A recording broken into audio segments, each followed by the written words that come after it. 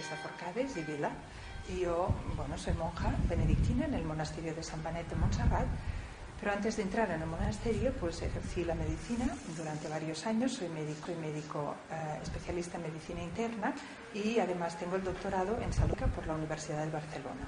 La especialidad la realicé en los Estados Unidos, en el State University of New York. Esto que llamamos gripe A, le llamamos también, sobre todo en Cataluña, gripe nueva, ¿no? Esta expresión gripe nueva parece, para mucha gente, como si el virus A de la gripe fuera un virus nuevo. Bien, esta gripe no es nueva porque sea un virus de tipo A, porque los virus de tipo A forman parte cada año de los virus, pues, de la gripe común, de la gripe estacional. De virus de la gripe están, quizá esto es sabido por todos, pero yo siempre empiezo por lo básico, los virus A, B y C. Estos son los virus conocidos de la gripe que afecta a humanos. El virus C normalmente, pues, afecta en una proporción muy menor y no se utiliza para hacer las vacunas de cada año. Por tanto, cada año la vacuna de la gripe estacional es una mezcla de virus de tipo A y tipo B. La gripe nueva, por tanto, la gripe porcina, también llamada, no es nueva porque sea de tipo A. Entonces uno podría decir, bien, entonces es nueva por los antígenos. El virus A, H1N1, ¿no? La hemaglutinina y luego la neuraminidasa. Esos son proteínas de superficie que parecería, quizá eso es lo que le da el carácter nuevo. Bien, pues tampoco debe decirse, estas proteínas no son lo que le dan su carácter de novedad a este virus, porque este mismo grupo H1N1 fue el virus de la gripe de 1918, que fue esa pandemia terrible que mató, pues, a más de 20 millones de personas en todo el mundo. Fue ese tipo, y ese tipo de virus existió en la población hasta a mediados de los años 50. En el 57 parece que desaparece de lo que se llama, pues, los virus de la gripe estacional. Desaparece y reaparece este virus en el año 1977. Entonces esto puede consultarlo cualquier médico o cualquier persona. En el New England Journal of Medicine apareció este mes pasado un artículo sobre la historia de los virus de la gripe. Cito este New England Journal of Medicine porque es como la revista de mayor impacto en medicina, la más considerada. Ahí apareció un artículo donde se da por demostrado que este virus reapareció, el virus A, H1N1, reapareció en 1977 porque había sido resintetizado en un laboratorio y por tanto provino de un laboratorio, digo resintetizado, pero de hecho parece que lo que se hizo fue ir a desenterrar el cuerpo de una mujer inuit, esquimal, que había muerto de esta gripe en 1918, pero claro, al quedar debajo del hielo, pues fue posible recuperar en esos tejidos, pues, lo necesario para fabricar otra vez o volver a sintetizar este virus. Por tanto, esto ocurrió en el 77, como digo, de acuerdo al New England Journal of Medicine. Esto es un hecho establecido. Desde 1977 tenemos, pues, el virus de la gripe A, H1N1, formando parte del pool de mezcla de virus gripales de cada año. Bueno, pues, ¿qué es lo que es nuevo este año? Lo que es nuevo es la cepa viral.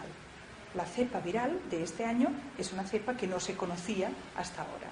Y es esa cepa nueva la que se diagnosticó por primera vez el 17 de abril, parece que es el origen del primer diagnóstico, en 2 casos en California.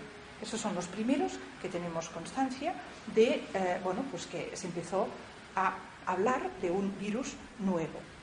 Por tanto, como digo, la novedad sería solamente la cepa. Esto es primer dato científico. Segundo dato científico importante a tener en cuenta es que desde que empezó, es decir, desde el 17 de abril hasta el 15 de septiembre, que es el último día donde yo me miré las estadísticas, están registrados mundialmente, ahora quizá de memoria la digo, no seré exacta, pero me equivocaré de poco, 137 casos de muerte en todo el mundo, por tanto, y habiendo pasado ya los países del hemisferio sur lo que se llama el invierno austral, ¿no? Y han pasado su invierno con este virus nuevo y ha habido una mortalidad menor de la que es habitual durante este periodo. Los números, como digo de memoria, desde 17 de abril a 15 de septiembre, 137 muertes y 2.600 casos, ¿no?, de infección. Los números, insisto, son de memoria, pero no son muy alejados, y los cito porque a continuación es importante citar.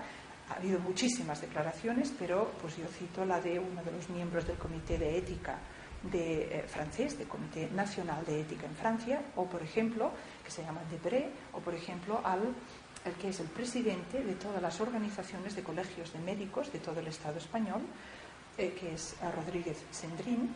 Pues ambos médicos de prestigio han afirmado que con los datos científicos que tenemos en la mano, este virus nuevo tiene una mortalidad menor que el virus normal de cada año, o que los virus normales de cada año. O sea, esta parte científica solo la termino con un apunte más, que es otra cita acreditada en la literatura médica, que nos dice que parece que las personas mayores de 60 años tienen en un 33% ya inmunidad para este virus nuevo.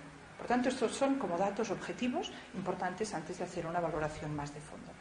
A continuación, pasaría a describir dos irregularidades que han existido en la manera o las consecuencias que hasta ahora ha tenido este descubrimiento de un virus en su cepa relativamente nuevo, y estas irregularidades han quedado, a mi entender y al entender de cualquier persona que lo mire con objetividad, han quedado inexplicadas y son suficientemente graves como para que no puedan seguir quedando inexplicadas. La primera sería pues el punto de partida de esta investigadora Jane Burgermeister, que es esta periodista, nacida en Suiza pero de nacionalidad austríaca e irlandesa, que tuvo noticia de lo que voy a contar ahora, y pues ella fue la que lo ha puesto en circulación, y luego cualquier persona puede comprobar que los datos que ahora voy a decir son objetivamente así. ¿Qué ocurrió? A finales de enero del año 2009, de este año, por tanto antes de que esta gripe fuera la nueva gripe descubierta, la empresa Baxter, farmacéutica Baxter, empresa norteamericana con una filial muy importante en Austria, envió esta filial de la casa Baxter, radicada o situada en Austria, distribuyó a 4 países europeos, la misma Austria, a los limítrofes, ¿no? La República Checa, Eslovenia y a Alemania, a 16 laboratorios distintos, les hizo llegar material para vacunación para la gripe, que era material para la vacuna que aún en febrero y marzo debían administrarse a sus poblaciones de estos países para la vacuna pues, del virus estacional de la gripe. Este material eran 72 kilos. Bueno, no he calculado cuántas dosis son, pero eso significa miles y miles de dosis, esta cantidad. Esto fue distribuido, y ahora viene el punto de estas casualidades que ocurren en la vida y que son capaces pues, de sacar a la luz planes o situaciones que de otra manera pues, quizá no hubieran salido nunca. Ocurrió en la República Checa que de la empresa Biotest había un laboratorio que fue uno de los receptores de este material. Uno de sus técnicos, de forma parece pues autónoma, como algo que le era posible hacer pero que nadie esperaba que realizara, realizó una prueba extra de seguridad con este material de vacunación que les había llegado antes de distribuirlo. Por tanto, antes de que nadie hubiera distribuido esta vacuna, este técnico de laboratorio lo que hizo fue inocular esta vacuna a unos animales que son, en castellano llamamos comadrejas o hurones, unos pequeños mamíferos que se utilizan desde 1918 precisamente para hacer pruebas con las vacunas de la gripe.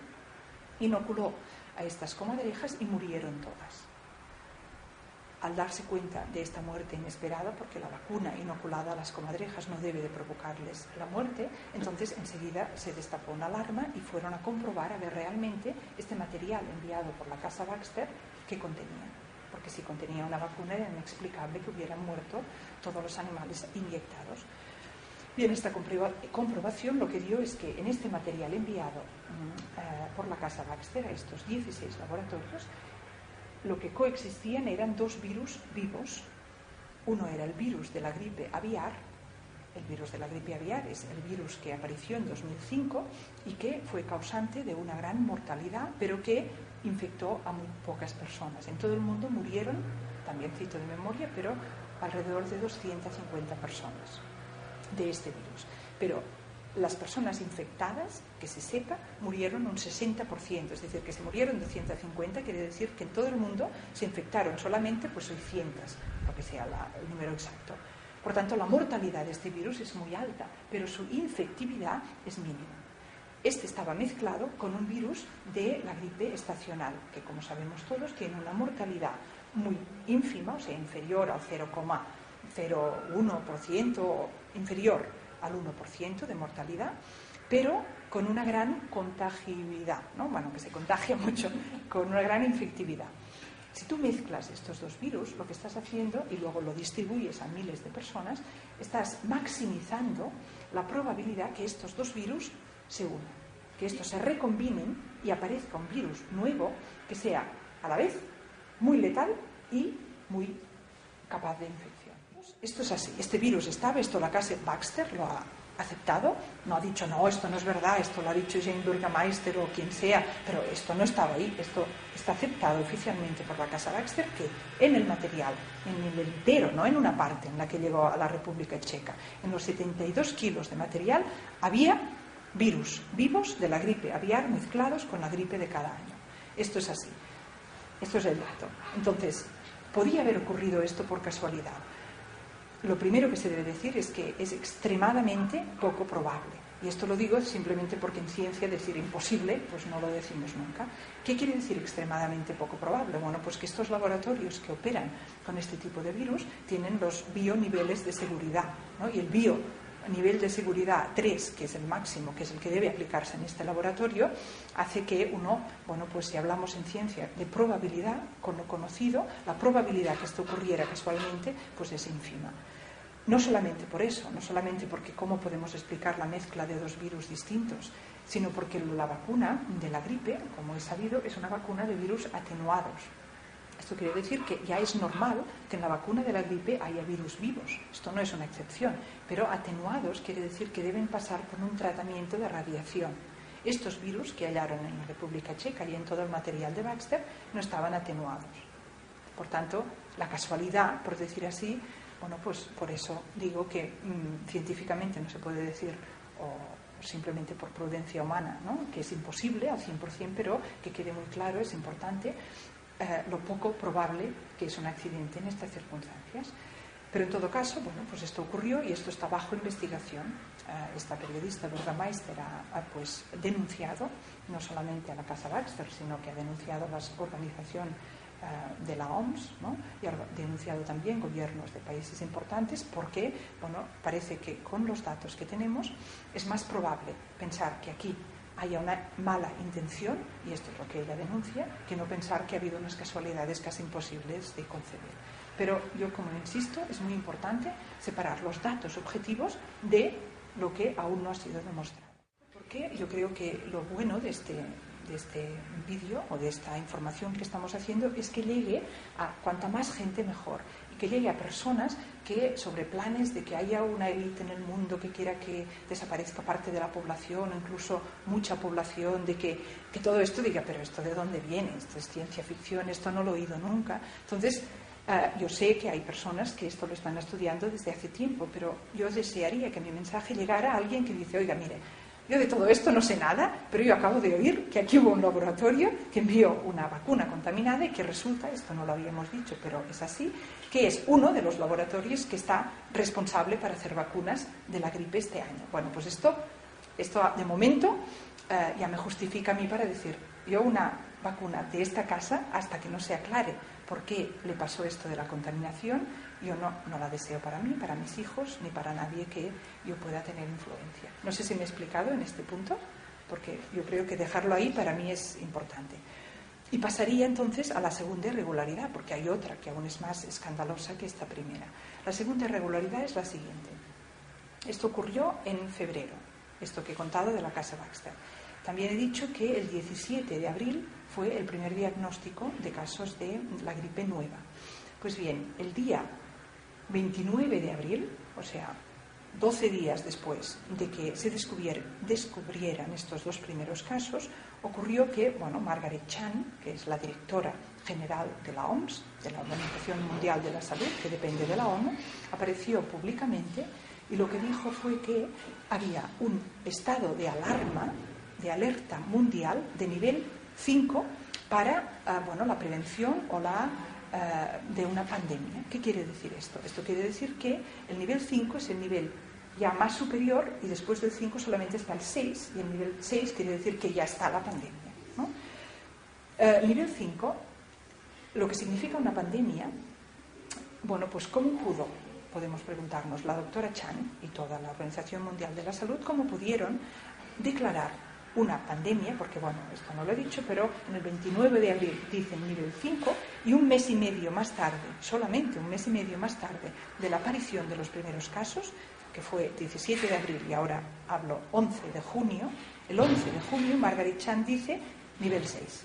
Tenemos una pandemia mundial por el virus de la gripe AH1N1. Ya está declarada esta pandemia mundial desde el 11 de junio. ¿Cómo pudo haber declarado una pandemia mundial la OMS teniendo en cuenta que este virus tiene una infectividad o una mortalidad inferior al virus de cada año? Entonces, ¿cómo es que no hay una pandemia cada año?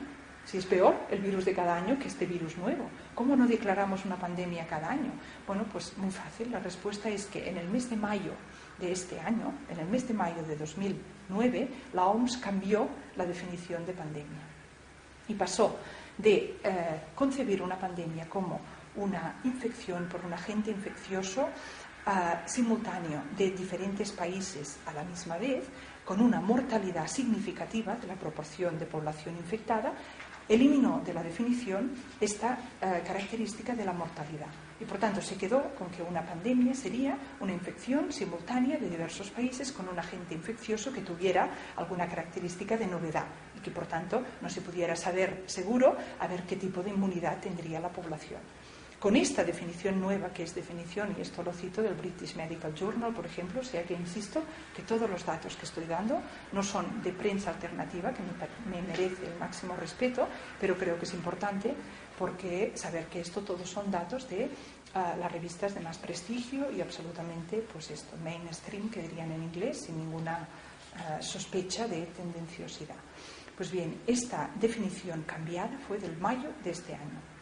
Si desaparece el requisito de mortalidad de la definición de pandemia, como ya he dicho, entonces nos debemos preguntar, bueno, ¿qué es lo que impide que cada año la gripe normal sea declarada una pandemia? Y la respuesta es, con esta definición no lo impide nada. Con esta definición, esto que estamos viendo ahora, esta inversión, que ahora iré a las consecuencias políticas, que es de hecho donde quería llegar, todo esto que está ocurriendo ahora, que parece que se justifica por su carácter de excepcionalidad, con la definición nueva, de excepcional no tendría nada. Así estaríamos año tras año, como mínimo por la gripe, para no hablar de otras enfermedades pues que tengan las mismas características. Uno dice, a ver un momento, es verdad que este virus es menos menos mortal, ¿no? Que hay menos mortalidad que el de cada año, y esto lo leeréis en cualquier parte, todo el mundo lo dice, ¿no? Incluso la ministra aquí, o aceptan que eso es así. Bueno, pues si es así, ¿cómo es que se ha podido declarar una pandemia? Con lo que ahora vamos a hablar de consecuencias políticas, que es lo más grave, ¿no? Pues esto es simplemente lo que estoy poniendo junto, y quizá el dato nuevo que doy es este, que por eso insisto es British Medical Journal, de haber objetivado un cambio en la definición, pero esto lo puede ver cualquier persona si pide a la OMS que le envíe pues las definiciones de pandemia del 2008 y del 2009 y se verá que este cambio existe y se puede consultar en la página web, etcétera. Ahí en el escrito que he dicho que estoy difundiendo cito también un artículo de un periódico norteamericano donde de hecho dicen que fueron ellos mismos que fueron a la página de la OMS y dijeron, oye, pero aquí pone que pandemia tiene que haber mucha mortalidad y aquí no ha muerto nadie. Dijeron, espera un momento, y cambiaron de hecho la definición en la página web. Por tanto, este artículo está citado y es del CNN, que tampoco es una fuente no sospechosa en este sentido. Por tanto, como decía, la irregularidad de la OMS me parece aún más grave porque es objetiva igual, clara y comprobable igualmente, y ya nos acerca más a las posibles consecuencias reales, no solamente de qué intenciones tenían, quién fuere que hizo eso, que ahí veis me he parado porque me gusta distinguir lo que puedo demostrar de lo que no, sino lo que ya está pasando ahora a causa de esta definición. Para acabar esta parte de irregularidades, en los Estados Unidos, puesto que se había declarado ya el 11 de junio una pandemia por el nuevo virus, en los Estados Unidos se declaró ese mismo mes emergencia nacional sanitaria, que también tiene consecuencias políticas.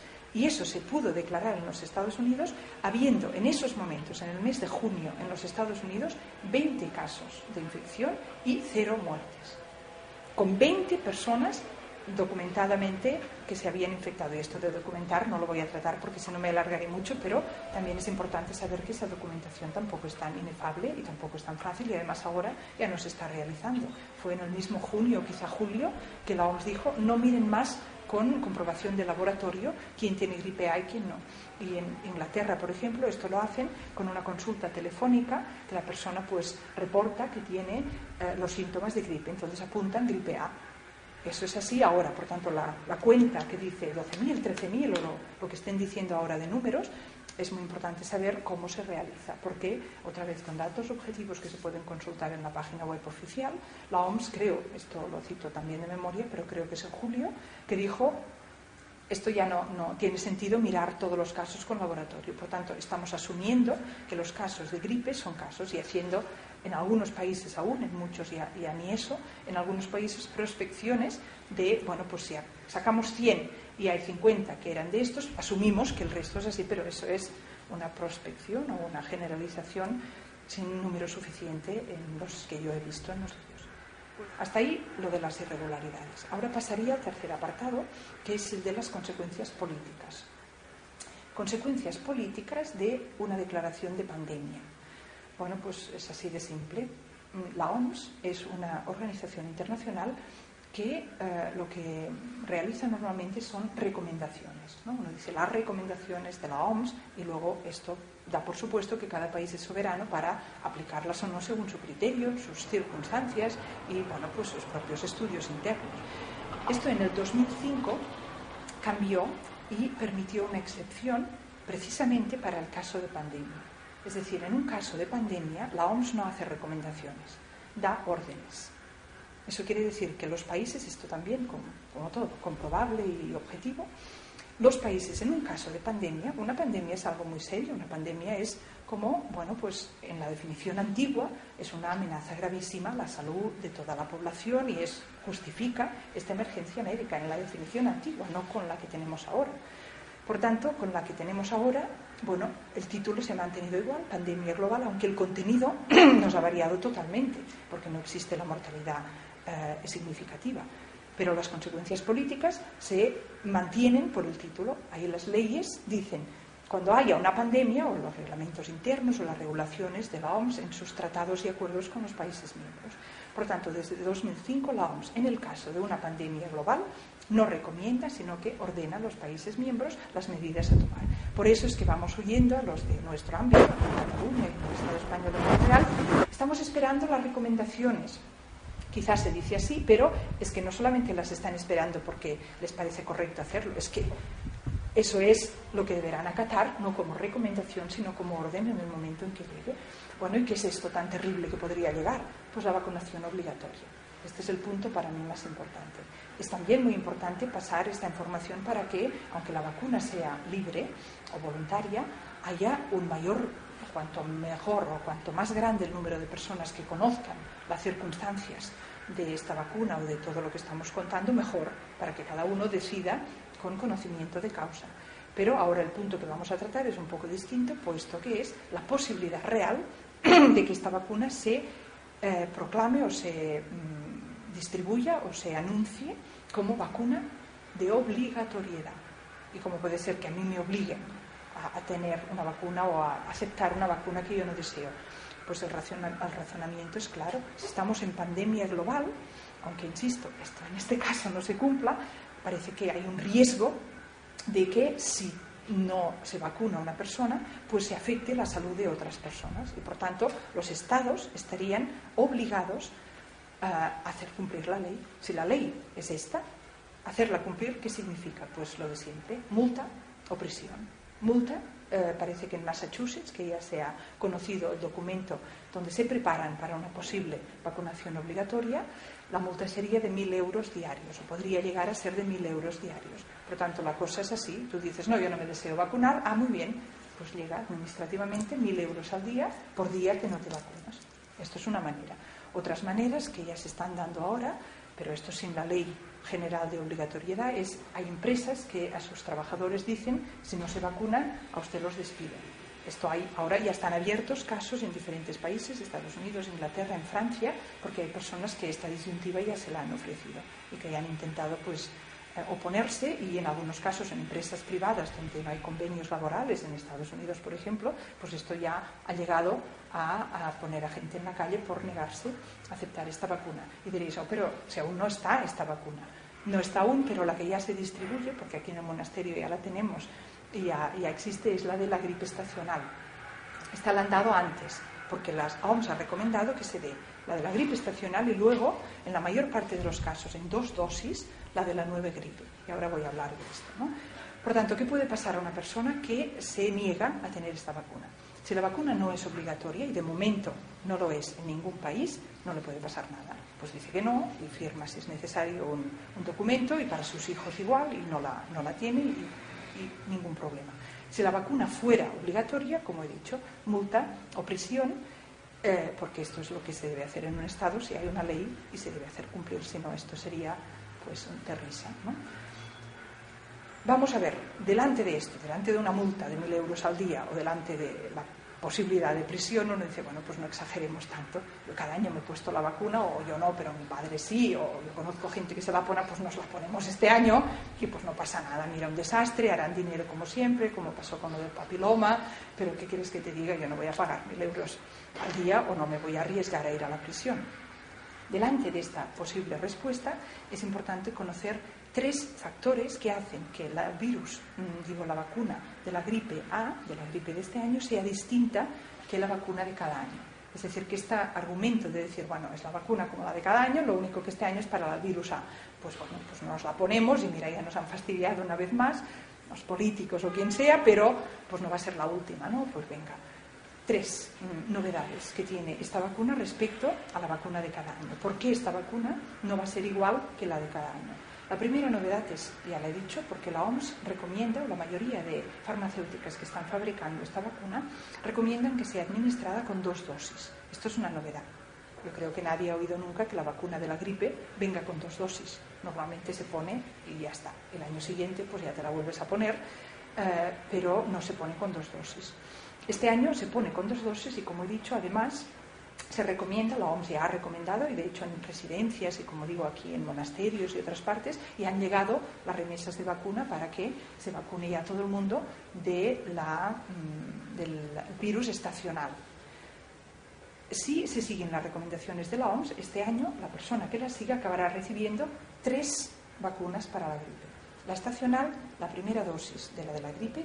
También he oído que hay algunas farmacéuticas que parece que la hacen con una sola, pero la mayoría han anunciado que será una vacuna con 2 dosis. Por tanto, la estacional, que ya se la puede poner este mes mismo, la primera dosis de la vacuna de la gripe A y la segunda dosis.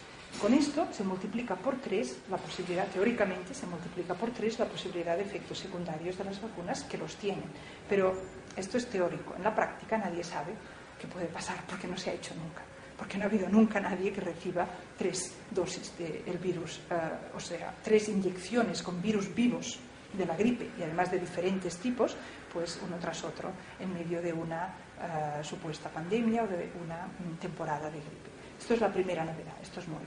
Segunda novedad, tiene que ver con los coadyuvantes. Esto lo ha denunciado el Sindicato de Enfermeras de Francia. El Sindicato Nacional de Enfermeras de Francia ha publicado un documento que también es consultable, donde hablan de, bueno, ponen muchos ejemplos, pero voy a dar solo uno, la casa GlaxoSmithKline, que es una de las farmacéuticas que fabrica, de hecho es la responsable del estudio con niños que se está haciendo en España, que es el país pionero del mundo, que ha aceptado pues que en niños desde, creo que son los 6 meses hasta los 17 años, se pruebe una vacuna experimental pues para poder ir viendo cuáles son los efectos secundarios y hasta dónde llegan.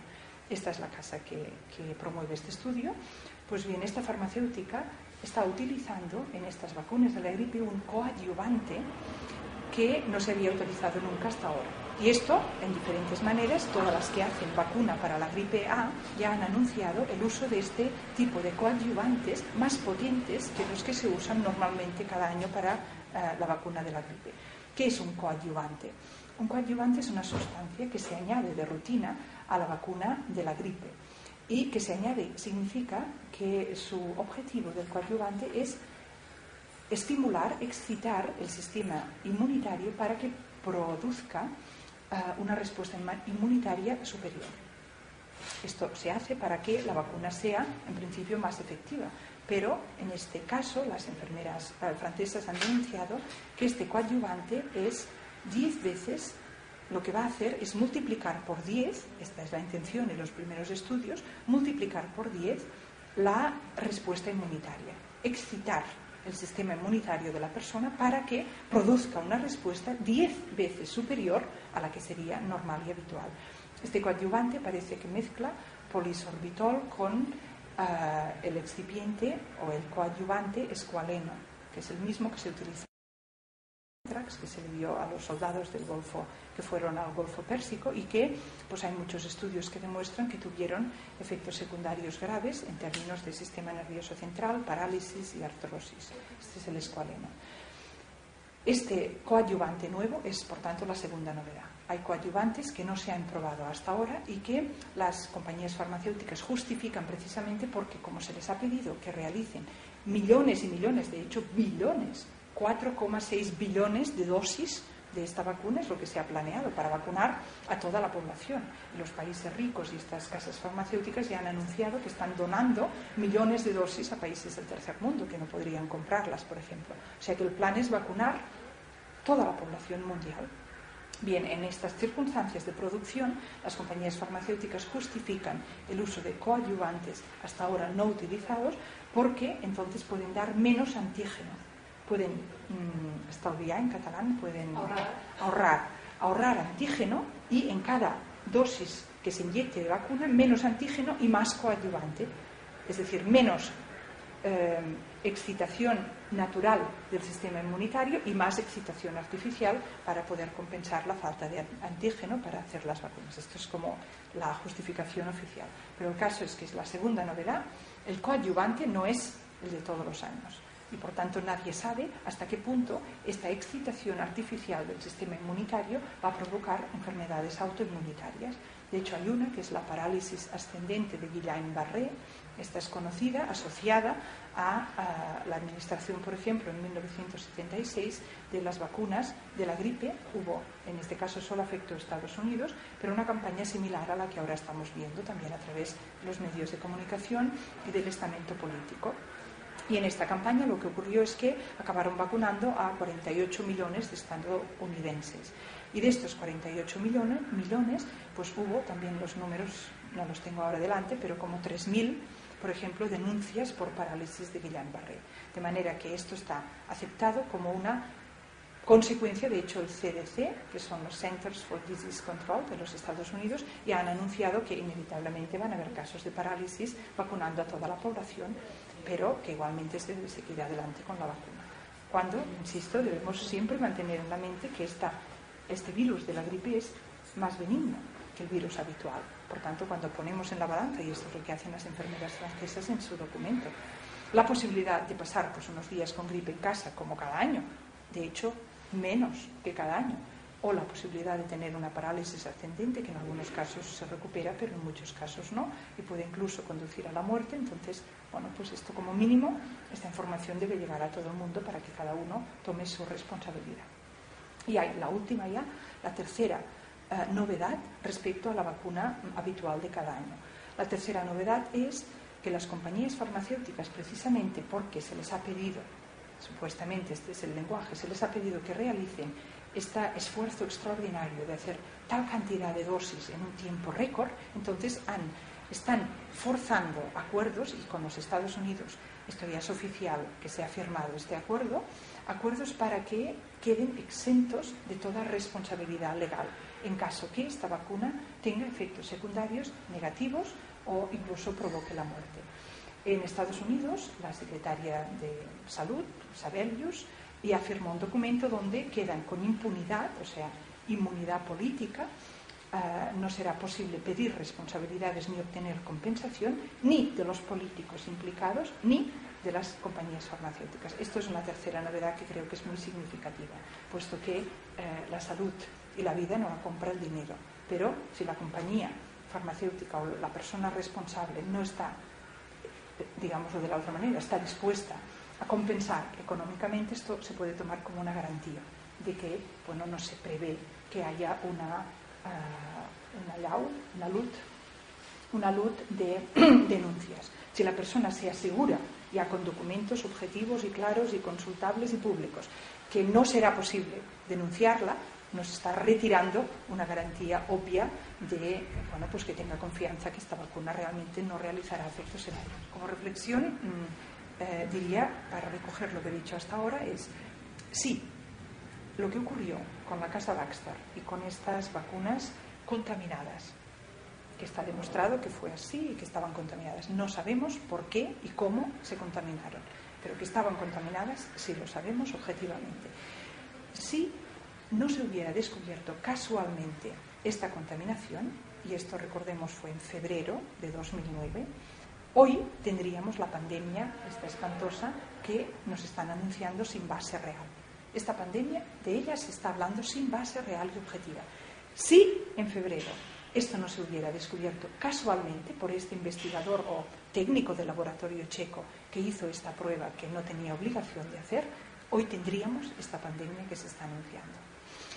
Entonces, sabiendo esto y sabiendo lo que hemos comentado de cómo está la legislación de la OMS y de las irregularidades, por ejemplo, ¿cómo es que esto que ocurrió en febrero, cómo es que la prensa internacional no ha hablado de ello? ¿Cómo es que los políticos no han hablado de ello? Esto no ha tenido eco ni político ni mediático. Esto debemos preguntarnos, ¿no? ¿Cómo es así?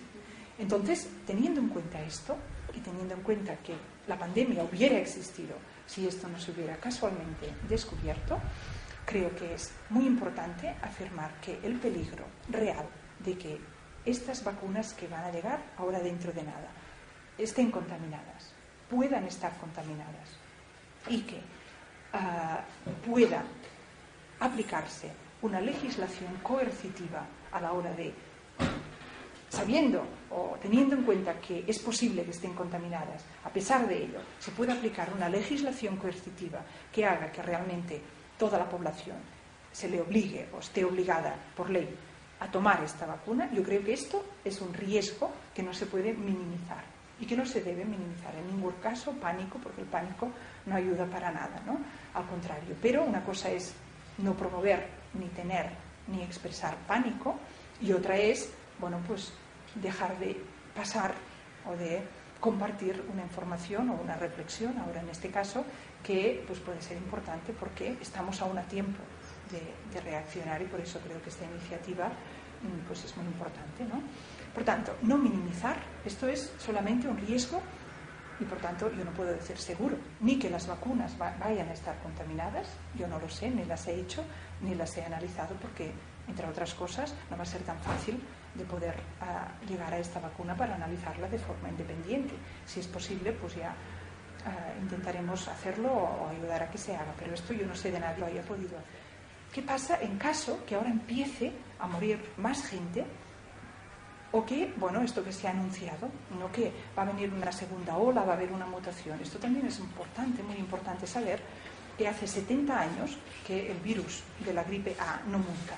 Entonces, ¿cómo es que se está anunciando una mutación este año si este virus no se conoce que haya mutado en este periodo corto de tiempo durante pues todos estos, en un periodo de 70 años? Es decir, lo que no ha habido en 70 años es una gripe que venga con 2 olas con el virus diferente. Entonces esto vuelve a ser una irregularidad. Pero pongamos el caso que ahora empiece a morir mucha gente a causa de la gripe o con síntomas compatibles de gripe, entonces aún será más importante resistir esta vacunación, y esto por 2 motivos. Primero, porque si este virus empieza a dar una mortalidad aumentada, es que no es el mismo. Es decir, habrá mutado, aunque esto sea pues algo que no concuerda con los datos que tenemos hasta ahora. Si ha mutado, la vacuna ya no sirve. La vacuna que se está fabricando ahora, porque esta es la excusa de fabricar cada año una vacuna de la gripe distinta, es que como hay mutaciones, se tiene que hacer una vacuna adaptada a la mutación. Por tanto, si no muere una proporción importante de la población, no vacunarse, porque, como digo, el riesgo es superior, y el riesgo puede ser muy alto, superior al beneficio. Si empieza a haber mortalidad alta por esta gripe o por síntomas compatibles, entonces Esta sorpresa solamente se podría deber a dos causas. La primera, que el virus ha mutado, con lo cual la gripe ya no sirve, o segunda, que es otro virus, o otros virus, con lo cual la vacuna tampoco sirve, e incluso podría ser la misma vacuna el vector de transmisión de estos nuevos virus, por lo que ocurrió con la Casa Baxter en febrero. Por tanto, la reflexión yo la dejo hasta aquí, y ahora ya acabo con una propuesta. Y la propuesta es muy clara. Por una parte es, pues mantener la calma, que esto es fundamental. Mantener la calma, tomar las precauciones habituales para pues, no contagiarse, las de sentido común, y no vacunarse. No vacunarse este año porque existen todas estas circunstancias. Esta es mi recomendación, pero además es la recomendación de muchas personas, pues de seny, decimos en catalán, de sentido común. Esto, muchas personas pues están ya hablando en este sentido, muchos médicos, hay una asociación entera, muchos colegios de enfermeras, etcétera. Esta es la primera parte, pero luego viene la segunda parte, que es la que quizás no hemos oído tanto pues en nuestro entorno, y es, pues que yo desde ahora esta plataforma, como he dicho, desde la escrita, y ahora os diré dónde creo que voy a colgar, ¿lo puedo decir ahora? Sí. Porque yo he empezado esta semana pasada en Cataluña una iniciativa que se llama cataluñareligió.cat, y esto es una página web que aún no salen las fotos porque está muy reciente, pero ahí me han pedido que colabore un poco, y por tanto ahí voy a colgar esta semana el link, el enlace a el documento del cual estoy hablando. Este documento os lo voy a dar también, y por tanto yo creo que será accesible pues aparte de esta gente. Pues yo hago un llamamiento desde este documento y ahora desde esta plataforma también visual, un llamamiento a activar con carácter urgente todos los recursos de ciudadanía civil y recursos legales para evitar dos cosas en nuestro país. La primera, que esta vacuna se pueda obligar a nadie en este país a recibir una vacuna que no desea recibir. Y la segunda, que aquellos que libremente deseen recibir la vacuna se les prive, es decir, para evitar que a nadie que libremente quiera recibir la vacuna se le prive de su derecho a pedir responsabilidades o a ser compensado económicamente en caso de que la vacuna le cause enfermedad grave o la muerte. Primero, quizá una nota personal, que sería, pues que esta parte de expertos, ¿no? Cada vez más el mundo parece que se mueve alrededor de expertos, y que una persona pues que no sea médico, que no sea doctora en salud pública, o que no tenga unas credenciales o se considere a sí misma pues con la información suficiente para evaluar críticamente esa masa de información que nos llega de todas partes, pues parece que sea difícil, ¿no? A no ser que sea un periodismo de investigación o personas que ya están desde hace años pues capacitándose para hacer esto. ¿Qué ocurre con las personas que pues realmente son profesionales de la salud? Pues que tienen, a diferencia de mi caso, que en este sentido es distinto, pues les depende su trabajo de un poco pues ir de acuerdo con lo que la profesión en conjunto pues esté diciendo, no separarse mucho, cuesta mucho. Yo, si estuviera ejerciendo medicina en el hospital, como he estado unos cuantos años, no sé si estaría aquí ahora hablando. Yo sé que los conocimientos y la formación la tengo, pero que mi trabajo, mi vida de cada día y mi entorno no depende pues de esto de que la comunidad médica mía de Barcelona o de mi país pues me consideren esto que lo que digo es correcto, que no es correcto. Es decir, no tengo que tener este miedo directo, y esto lo digo solamente para pues indicar que puede ser un factor que haga que pues haya profesionales de la salud que estén pensando lo mismo que yo he dicho, o que se estén haciendo estas preguntas, pero que digan, pero hasta que no tenga el 100% de seguridad, yo no me arriesgo a lanzar estas preguntas, aunque, dicho esto, también debo decir que hay muchos profesionales de la salud en nuestro país que no todo lo que yo he dicho, por ejemplo, el aspecto político, quizá no lo han tocado tanto, pero que los datos científicos los manejan a la perfección y los han hecho públicos, incluso con más datos de los que yo he dado, ¿no? Y en este sentido esto es muy importante saber que no es excepcional en este sentido, ¿no? Entonces, lo del miedo sí que me gustaría hacer un apunte, porque a la gripe A, conocida hasta ahora, no se le tiene que tener en absoluto ningún miedo, porque, ya lo he repetido muchas veces, pero lo digo una más, datos objetivos, tiene una mortalidad menor que la gripe de cada año. Y esto me lo he dejado de los datos, pero la mortalidad de la gripe de cada año en Europa, los años buenos, porque la gripe no es la misma cada año, ¿no? Hay años que es muy severa o más severa, y hay años que es más benigna. Pues bien, los datos oficiales del el centro de enfermedades, el centro regulador, o el centro que recoge estos datos a nivel europeo, que sería el CDC, es el de Estados Unidos, pues el de Europa se llama de Europe, ECDC. Pues este centro, sus datos son, en los años buenos de gripe, hay 40.000 personas que mueren por complicaciones asociadas o derivadas directamente de la gripe. 40.000 en una temporada de gripe. Esto en los años buenos. En los años malos, el número que maneja este ECDC, esta agencia oficial, es 220.000 muertes. Es decir, es importante saberlo, porque cuando uno dice que se han muerto 120 personas, dice, bueno, pues esperémonos, porque si las vamos contando una a una, si cada año de normal, en el mejor de los años se mueren 40.000 personas, pues, y en los malos 220.000, pues si vamos contando de una a una, se propaga un pánico que es absolutamente injustificado. Por tanto, muy importante que de miedo y de pánico a la gripe A, que hasta ahora circula, no se debe tener en absoluto, por datos objetivos que acabo de citar. Ahora bien, todo lo que yo he dicho, hay muchos elementos que pueden generar miedo o que pueden generar una angustia o una preocupación real. Y yo creo que esta angustia y preocupación real es bueno tenerla, no es bueno dejar que invalide la acción política, porque de eso se trataría. Ahora estamos a tiempo, ahora nadie ha proclamado que estemos en una emergencia nacional, ni lo puede hacer con los datos que tenemos, eso sería imposible. Ahora tenemos la ventana de oportunidad para poder actuar políticamente, para poder en nuestro país asegurarnos de las dos cosas que he dicho antes, que nadie pueda ser obligado a recibir una vacuna que no desea, y que quien libremente la desee y la reciba no sea privado de su derecho a demandar responsabilidades políticas y a recibir compensación económica. Esto. Y quizá, ya para apuntar, si queréis que diga algo a esto que también corre, ¿no? Y que yo no lo he querido, ¿no?, tratar directamente, pero bueno, pues esta hipótesis que parece que subyacta, ¿no?, de que haya como un complot, pero entonces, ¿qué es esto?, ¿no?, como para hacer realmente, porque la OMS ha hecho todo esto, ¿no? Estas preguntas yo no las respondo porque yo no las puedo responder, pero quizás solo daré un apunte, que es decir, mira, desde que conocemos la historia de la humanidad ha habido grupos que quieren dominar al mundo. Esto no es una novedad, esto no podemos venir en el siglo XXI y decir, ¡ah!, hay un grupo que quiere dominar el mundo. Bueno, oiga, pues esto, apúntese otra novedad para decirla, porque esto es más viejo que la napeu, que decimos en catalán, ¿no? Desde los romanos, y si vamos más atrás, los incas y todos los imperios conocidos, con buena intención, es decir, es la intención de decir, el mundo es una cosa caótica y que no se controla bien, vamos a controlarlo nosotros, quien sea nosotros, para ayudar a la humanidad, no para hacer realmente un mundo pues que las cosas al menos estén controladitas y la gente no pueda salir un Hitler por aquí y otra cosa por allá. Y se oye desde hace mucho tiempo que hay un exceso de población.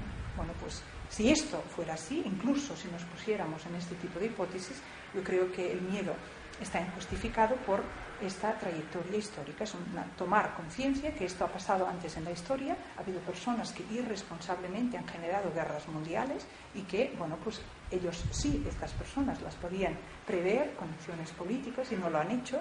Estamos en el siglo XXI, el género humano es el mismo, con su extrema bondad, y nunca estas conspiraciones van a poder vencer lo que diríamos pues es esta bondad humana y esta imposibilidad de controlar el mundo, pero que haya gente que lo pruebe, pues yo creo que en la historia lo ha habido siempre, y no me extraña pensar la posibilidad pues de que esto tenga algo que ver con este tipo de acción. A mí me parece que la espectacularidad de hablar de complots internacionales, de genocidio mundial, se nos come lo otro, y yo creo que es un poco contraproducente. Es decir, ahora me gustaría no haberlo dicho, solamente porque yo creo que con lo que he dicho al principio, que es lo único que he puesto en el escrito, ya ni aprobo. Ya es suficiente para que una persona con capacidad y deseos de, bueno, pues tomar responsabilidad política por su acción, pueda decir, vale, ya tengo suficiente, ya sé lo que tengo que hacer, o bueno, cada uno que haga lo que quiera, pero como mínimo es una información digerible, objetiva y suficientemente, bueno, absolutamente fundamental, ¿no? Mientras que cuando ¿no?, nos dejamos llevar por esta, bueno, pues esta casi morbo, ¿no?, porque hay un punto morboso de decir, es que nos quieren dominar, hay un grupo que se quiere quedar con toda la humanidad, brrr, ya nos disparamos, y insisto, no digo que no pueda ser, pero no me interesa tocar esto porque sí creo que estamos con algo más serio, que es esta posibilidad en este término de pocas semanas, ¿no? De un mes hasta que lleguen estas vacunas, de realmente pues hacer un tipo de acción ciudadana. Y esto quizá, bueno, con esto acabo, ¿no? Pero que estos grupos pues de gente que se preocupan por estos derechos humanos y por esta la calidad de nuestras democracias, ¿no? Porque hablamos de democracias y luego resulta que a la hora de ejercerla en la práctica pasan cosas como pasó aquí en Cataluña.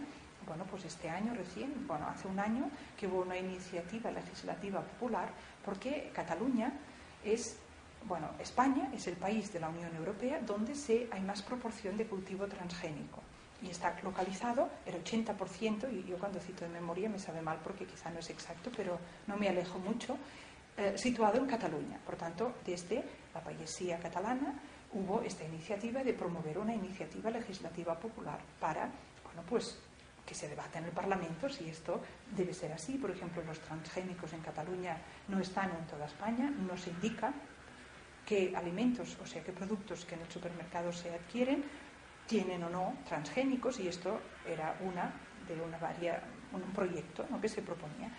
El mínimo, de acuerdo con nuestras democracias, para promover una acción legislativa, una iniciativa legislativa popular, son 50.000 firmas. Y esto es mucho trabajo, recoger 50.000 firmas. Bueno, pues se recogieron, o recogimos, porque también participé, 102.000 firmas. Y a pesar de ello, el Parlamento catalán ha dicho que no lo discute. Esto es de este año, aquí ha pasado. Es un ejemplo, ¿no?, de lo que quiero decir cuando hablo de el monitoreo de la calidad de nuestras democracias, que no sean democracias formales y luego a la hora de la verdad esto se ejerce pues un tipo de funcionamiento político que se parece más a una dictadura que a una democracia. Sí, ya sé que iba a decir que estos que monitorean diferentes personas y grupos de juristas y grupos de personas por los derechos humanos, pero no los oficiales, que son, ¿no? Entonces estos grupos comentaron o resumieron o destacaron en sus diferentes documentos como algo excepcional lo que ocurrió en España. ¿Cuándo fue? Cuando Aznar, lo de Madrid, del atentado de Madrid. En 2002, pero cuando hubo el atentado de Madrid, que fue el cambio político, ¿no?, que pasó del PP y subió el PSOE, ganó el PSOE. Esto, bueno, pues esta respuesta popular que hubo delante de un intento por parte de los que en ese momento estaban en el poder de dar una versión oficial de los hechos, aprovechando un momento de pánico, y esto era imitar lo que ocurrió en Estados Unidos, que también a partir de un atentado terrorista, que luego pues se puede discutir de las causas y de los autores, y aquí también hay muchas teorías, pero lo que es seguro es que se genera un pánico en la población y se aprovecha este pánico para coartar libertades políticas, ¿no? Aquí no ocurrió. Y esto está destacado, como digo, por todos los grupos internacionales diciendo, como si fuera un ejemplo, el Estado español con lo que ocurrió, una convocatoria espontánea de gente con suficiente fuerza de salir a la calle, que esto es mucho hoy en día, de parar, pues lo que fue un manipular esta situación a favor, pues ya estaban a punto de que sea un estado de excepción o lo que fuere para justificar pues este recorte de libertades políticas. Entonces, bueno, lo hemos hecho una vez, pues a ver si nos animamos a hacerlo también esta vez.